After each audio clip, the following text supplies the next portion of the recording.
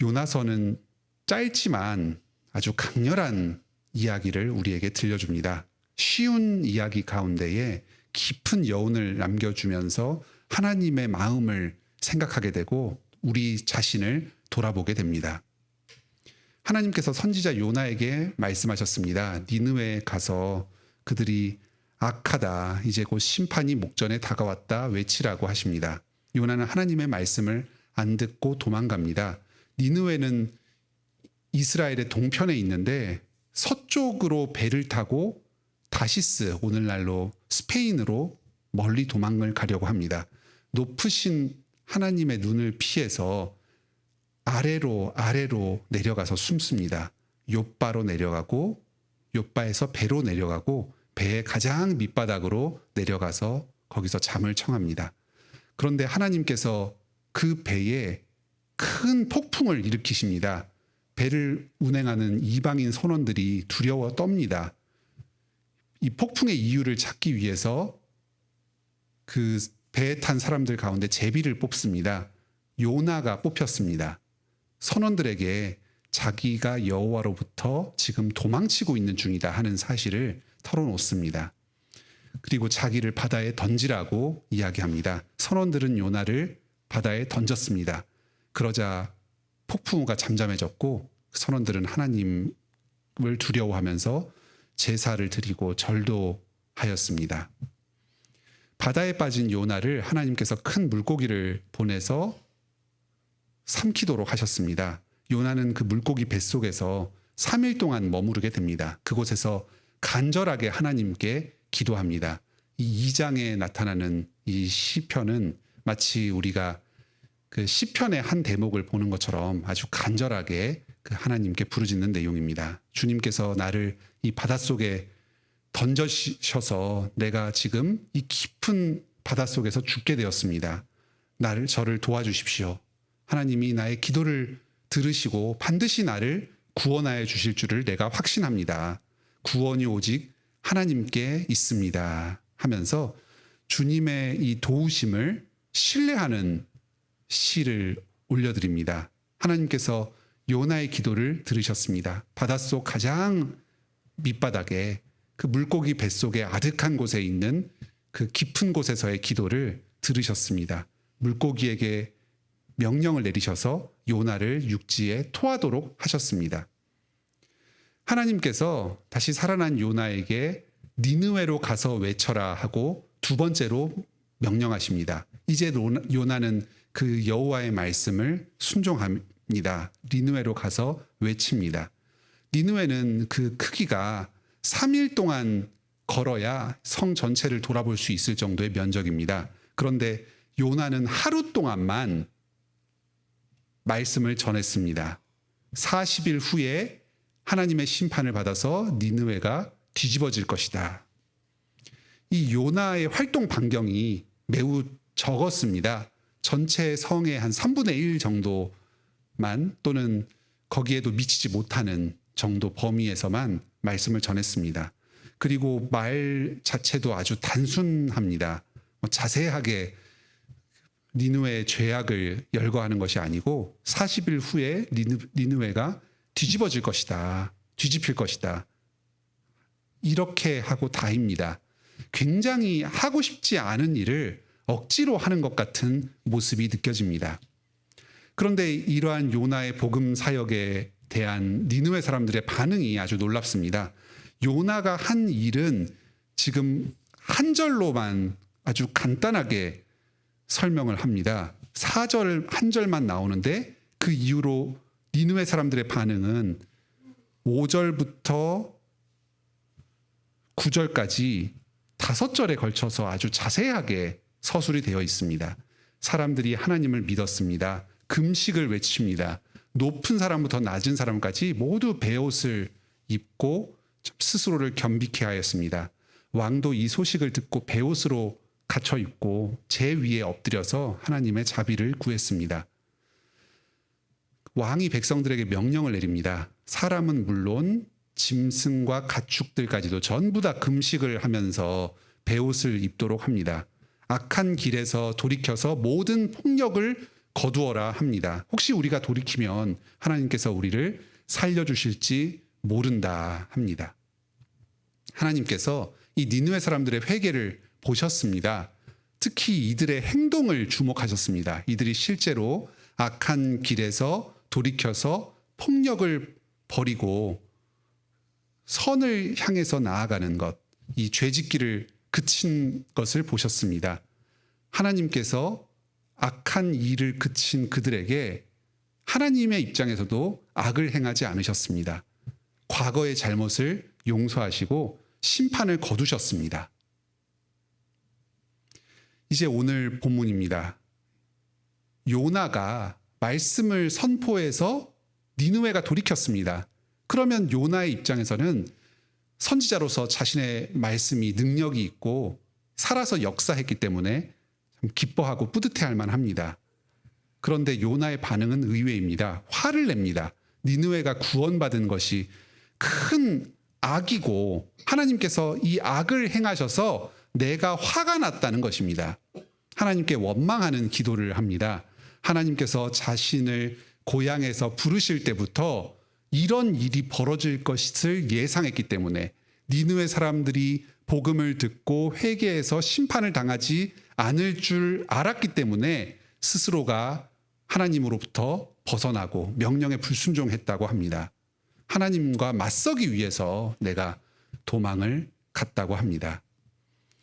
당시에 요나는 기원전 8세기경에 여로보암 2세 때에 그 북이스라엘에서 활동했던 선지자였습니다. 이 시기는 이 메소포탑 지역 전체에서 강대국 아람의 세력이 점점 약해지고 아수르가 신흥 강대국으로 떠오르던 시기였습니다. 이 니느웨 성은 아수르의 중심 도시, 수도였습니다. 이 아수르는 아주 잔인한 방식으로 다른 민족들을 정복하고 자기의 영토를 늘리는 것으로 아주 유명했습니다. 군대가 지나가는 곳에는 철저한 파괴와 학살과 약탈이 있었습니다. 많은 살인과 폭력을 잔악무도하게 저질렀고 또 우상숭배를 아주 만연했던 그런 악을 저지르는 민족이었습니다. 아수르는 당시에 이스라엘을 공격해서 침략하기 위해서 계속해서 공격을 가했습니다. 이 요나가 사역을 마치고 불과 50년, 60년 정도 뒤 시점인 기원전 722년에는 북이스라엘이 아수르에 완전히 멸망당해 버립니다. 즉 요나는 지금 장차 자기 민족 이스라엘을 멸망시킬 그 원수가 되는 국가를 찾아가서 복음을 전하고 그 사람들을 구원받도록 하라는 그 명령을 받은 것이었습니다. 지금 요나는 하나님께 이렇게 저항하는 말을 하는 가운데에 스스로가 히브리인이다, 하나님을 섬기는 그 택함받은 백성이다, 그 민족에 속하였다 하는 것에 큰 자부심을 가지고 있는 것 같습니다. 1장 9절에서는 자기 민족을 히브리인이라고 하면서 히브리인은 곧 여호와를 경외하는 민족이다 이렇게 소개합니다. 그리고 2장에서 그 물고기의 뱃속에서 기도를 할 때에도 하나님의 성전에 대해서 2번이나 강조하고 또 하나님께서 인자하시다 하면서 지금 그 이스라엘 백성들과 언약을 맺으신 것에 대해서 아주 중요하게 생각하고 있습니다. 2장 10절에서 요나가 구원은 여호와께 있다 이렇게 고백하는 것은 이 요나서 전체의 문맥에서 비추어 보았을 때 구원은 히브리인에게 하나님의 언약 백성인 이 이스라엘 백성에게 있다 하는 말이나 마찬가지입니다. 요나는 지금 하나님에게 왜 저 이방 민족인 니느웨들까지도 구원해 주시냐 따지고 있는 것입니다. 그러면서 여호와를 은혜롭고 자비롭고 노하기를 더디하며 인애가 많은 분이다 이렇게 부르고 있습니다. 근데 여기에는 하나님을 찬양하는 것보다는 냉소적으로 따지는 것 같은 분위기가 느껴집니다. 이 말은 본래 출애굽기 34장에서 모세가 시내산에서 십계명을과 그 언약을 받을 때에 그 아래쪽에 머물러서 기다리고 있던 아론과 이스라엘 백성들이 금송아지 우상을 숭배해서 하나님께 큰 죄악을 저질렀습니다. 그런데 그 직후에 하나님께서 이스라엘을 전부 멸망시키실 뜻을 밝히셨는데 모세의 간절한 기도와 간구로 말미암아서 그들을 용서해 주시고 다시금 언약을 맺으십니다. 그 두 번째 십계명의 두 돌판을 내려주시면서 하나님께서 이스라엘의 죄악을 용서하시는 분으로서 스스로를 알려주실 때 하셨던 그 성호입니다. 구약 성경 전체에서 이 말을 표현은 여러 번 반복이 되면서 하나님의 자비와 죄 용서의 은혜를 찬양하는 고백으로 쓰였습니다. 그런데 지금 이 요나서 4장에서는 요나가 이 말을 전혀 다른 문맥으로 왜 하나님께서 저 이방인들에게도 이 인자와 자비를 베푸시냐, 이 인자와 자비는 우리 이스라엘을 향한 것이 아니었느냐 하고 따지면서 이야기를 합니다. 그리고 여기에 한마디를 더 덧보탭니다. 왜 이방인들에게 내리실 재앙을 긍휼히 여기시고 동정하십니까? 인애라는 것, 헤세드라는 것은 언약 관계에서 내려주시는, 베풀어 주시는 사랑이 아닙니까? 왜 언약 백성이 아닌 니느웨 사람에게도 이 은혜와 자비를 베푸시는 것입니까? 하고 따지고 있습니다. 심지어는 이런 식으로 행하실 것이라면 자기 영혼을 그냥 데려가십시오 하고 아주 극심하게 대들고 있습니다. 하나님께서 요나에게 말씀하십니다. 너의 화냄이 선한 일이냐, 선하냐, 아주 악한 행동이라는 것입니다. 하나님이 지금 요나는 하나님 보고 악하다고 따지고 있는데 하나님께서는 요나 보고 악하다고 말씀하십니다. 자기의 좁은 소견으로 하나님의 뜻을 함부로 판단하고 자기의 생각과 다른 하나님의 그 구원의 깊이를 함부로 판단하면서 하나님께 따지는 것, 하나님께서 살려주신 이 사람의 목숨을 이토록 가볍게 여기는 것을 책망하십니다. 이런 이야기를 듣고 요나는 니느웨의 동쪽 편으로 올라갑니다. 거기에 텐트를 치고 그림자를 만들어서 그 아래에 앉아서 어떤 일이 니느웨 성에서 벌어지는지를 지켜봅니다. 아마 자기가 이 정도로 하나님께 강렬하게 항의를 했으면 하나님께서 이제 곧 니느웨의 악행을 심판하실 것이다 이렇게 생각했던 것 같습니다. 소돔과 고모라에게 행하셨던 것처럼 하늘에서 불과 우박을 내리셔서 니느웨를 시원하게 불태우는 그런 장면이 연출되기를 기다렸는지도 모르겠습니다. 하지만 하나님께서는 이 요나와의 기대와는 다른 일을 행하십니다. 덩굴을 아주 빠른 속도로 자라게 하셔서 그 천막 위를 시원하게 덮어서 그늘을 들이우게 하십니다. 그동안 떼약볕 밑에서 아주 더웠던 요나는 모든 그 악에서 고통에서 벗어난 것 같은 쾌적한 느낌이 들면서 크게 기뻐했습니다. 그런데 다음날 새벽에 벌레를 다시 보내서 그 덩굴을 시들게 만드십니다. 낮에 태양이 떠오를 때에 또 그리고 아주 무더운 동풍을 또 보내십니다. 더 이상 그늘이 없으니까 햇빛이 요나의 머리를 그대로 강타합니다. 그래서 이 머리가 다 없어질 지경이 되었습니다. 요나는 더위에 탈진해서 하나님께 죽여달라고 합니다. 이렇게 더운 가운데 있을 바에야 사는 것보다 죽는 게 더 낫다 하고 함부로 말을 합니다. 하나님께서 요나에게 다시 물으십니다. 덩굴 때문에 너가 나에게 화를 내는 것이 선한 일이냐? 당연히 악하다는 말입니다. 하나님께서 이 요나를 다시금 깨우쳐 주십니다. 너가 아무것도 한 것 없이 저절로 자란 이 덩굴도 그토록 아까워하거든.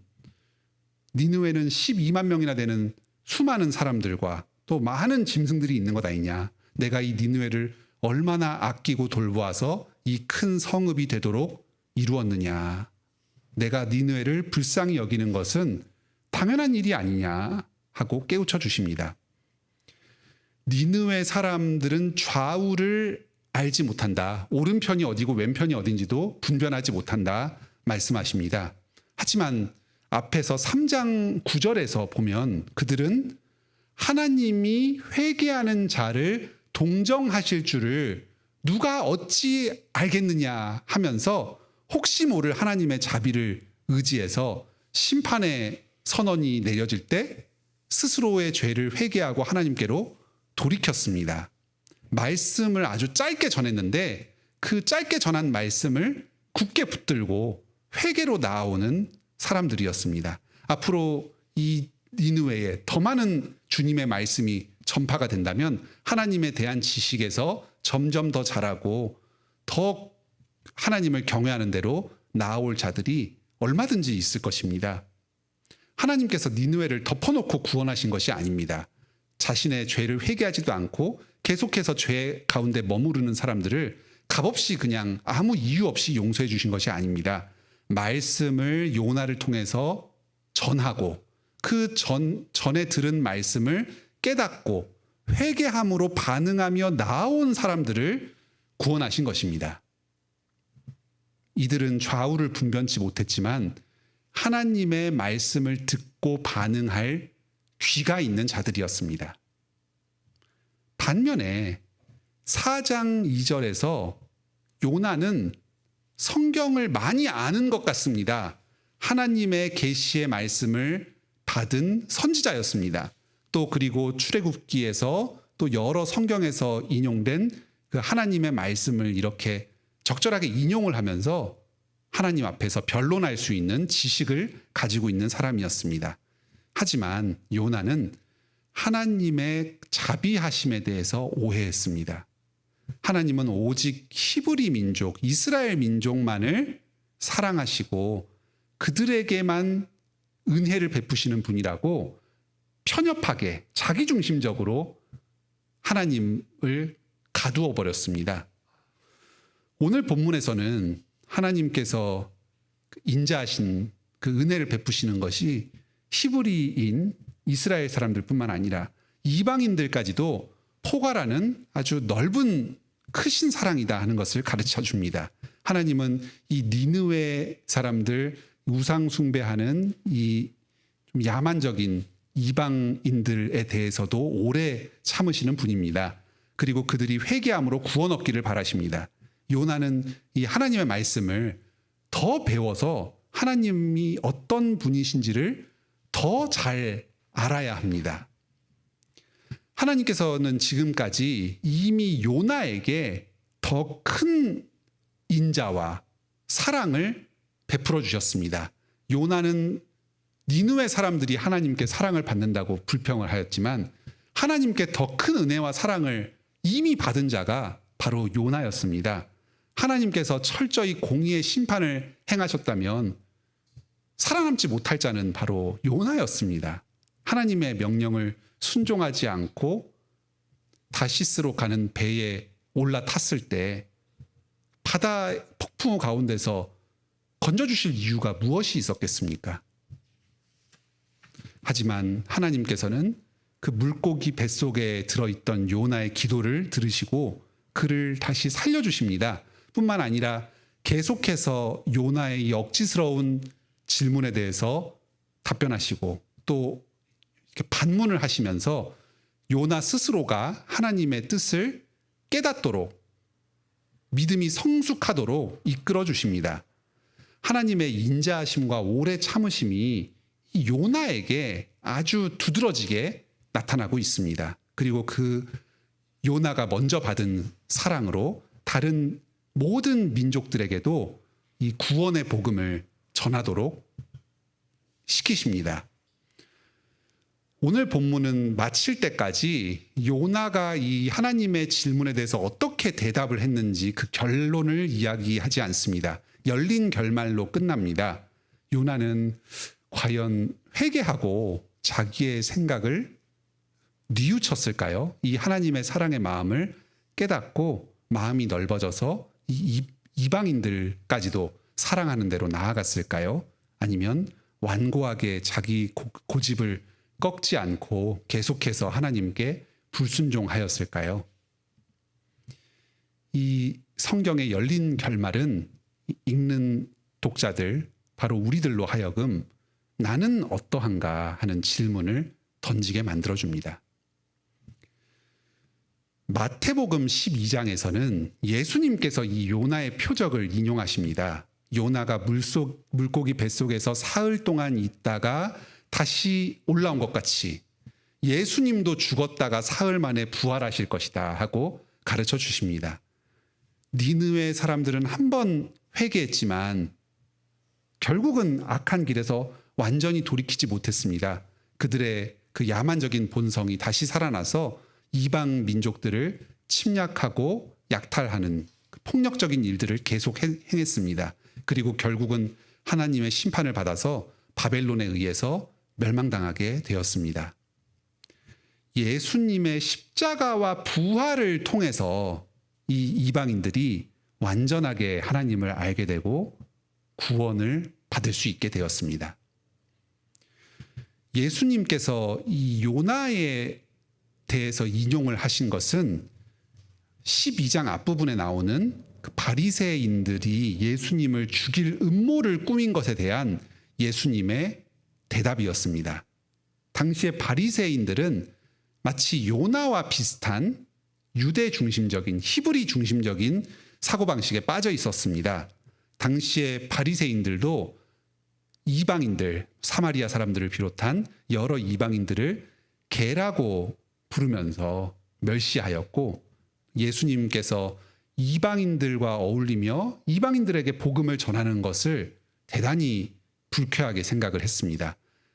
이 바리새인들이 예수님을 죽인 여러 이유 중에 하나가 바로 그 이방인들과 죄인들과 어울리면서 하나님의 거룩하심을 더럽힌다는 이유였습니다.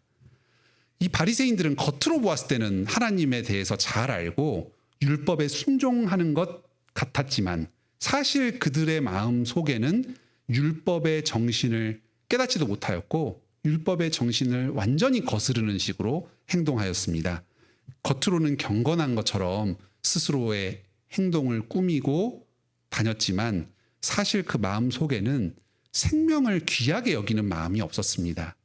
아주 냉정하고 저 하나님의 심판과 진노 가운데에서 저주받아서 죽어가는 사람들을 긍휼히 여기는 마음이 없었습니다. 살인과 폭력과 악독이 그 마음 가운데 가득했습니다. 선한 사마리아인의 비유를 통해서 예수님께서 이 바리새인들의 외식하는 마음을 지적하셨습니다. 예수님께서는 그 요나보다 더 뛰어나신 참된 선지자로 이 땅 가운데 오셨습니다. 말씀의 능력을 가지시면서도 동시에 죄인들과 원수들을 긍휼히 여기는 마음을 가지고 복음을 전하셨습니다. 선한 사마리아인, 참된 선한 사마리아인으로서 죄인들을 살리기 위해서 자기의 목숨까지도 아끼지 않으시고 십자가에서 내어주셨습니다. 유대인과 이방인과 모든 먼데 있는 사람들을 하나님께로 초청하시고 심지어는 자기를 죽이려고 음모를 꾸미는 바로 자기 지금 앞에 있는 자기의 원수된 저 바리새인들까지도 회개하고 하나님께로 다시 돌아와서 구원을 얻도록 끝까지 복음을 전하셨습니다. 예수님의 그 마지막 일주일에 가장 긴 분량을 할애해서 하신 일이 성전에서 바리새인들과 논쟁하면서 그들의 죄를 깨닫게 하시려는 것이었습니다. 바로 우리들이 그 예수님의 사랑을 받아서 구원 얻은 자들입니다. 우리는 이 요나의 참 완고하고 부끄러운 좀 낯뜨거워지는 모습을 보면서 우리 자신의 모습을 봅니다. 우리가 요나와 다를 바 없이 자기 중심적이고 하나님의 명령을 내 생각으로 재단하고 거기에 대해서 판단하면서 거역하는 사람들입니다. 내가 바로 이방인이고 내가 바로 바리새인과 같은 죄인이었습니다. 니느웨의 모습, 바리새인의 모습, 요나의 모습, 이런 것들이 우리 가운데 다 있습니다. 하지만 죄인을 사랑하시고 차별 없이 예수 그리스도를 믿고 구원 얻을 기회를 모든 사람에게 베풀어 주시는 그 하나님의 자비하심으로 말미암아서 우리가 그리스도의 복음을 듣고 믿게 되었습니다. 구원을 얻고 하나님의 아들딸이 되어서 복을 누리며 살게 되었습니다. 우리 스스로의 모습은 여전히 불안하고 흔들립니다. 경건한 기도를 드리는 요나와 같을 때도 있지만 하나님께로부터 멀리 벗어나고 또 말도 안 되는 이유로 하나님께 따져 묻는 요나의 모습도 동시에 가지고 있습니다. 어떨 때는 잘 믿었다가도 어떨 때는 또 믿음이 약해지는 기복이, 어떨 때는 하나님을 사랑하고 이웃을 사랑하려고 하지만 또 어떨 때는 철저히 자기 중심성에 매몰되는 모습이 우리에게도 여전히 있습니다. 하지만 오래 참으시고 인내하며 가르쳐 주시는 하나님의 사랑으로 우리를 계속해서 바른 믿음으로 세워가십니다. 하나님을 더 잘 알고 우리 이웃을 하나님의 마음으로 사랑하도록 인도하여 주십니다. 주님의 그 사랑을 본받아서 원수까지도 사랑하는 대로 나아가게 하십니다. 말씀을 맺겠습니다. 오늘 말씀에서 하나님은 요나에게 하나님 자신의 마음을 알려주십니다.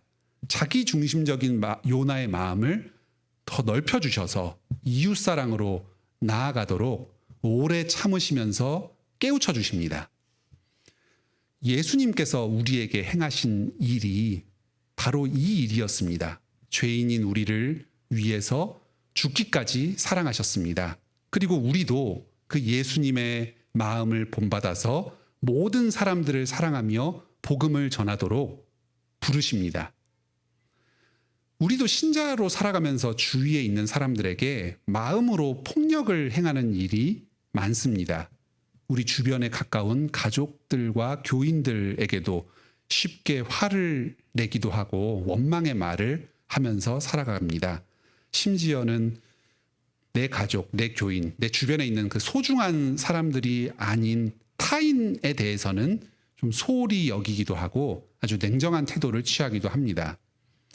교회에서의 우리의 모습과 일상생활 가운데에서의 우리의 모습이 서로 불일치하는 경우가 주변에서 얼마나 많습니까? 나와 다른 사람, 타자, 나와 적대적인 사람은 어떻게 되든지 상관없다고 생각하곤 합니다. 우리에게 정말로 생명을 귀하게 여기고 약자를 사랑하고 원수까지도 사랑하는 그런 사랑의 마음이 있습니까? 예수님의 사랑을 의지합시다. 그리고 그 사랑을 힘입어서 모든 죄인들을 마음으로 사랑하기 위해서 노력합시다.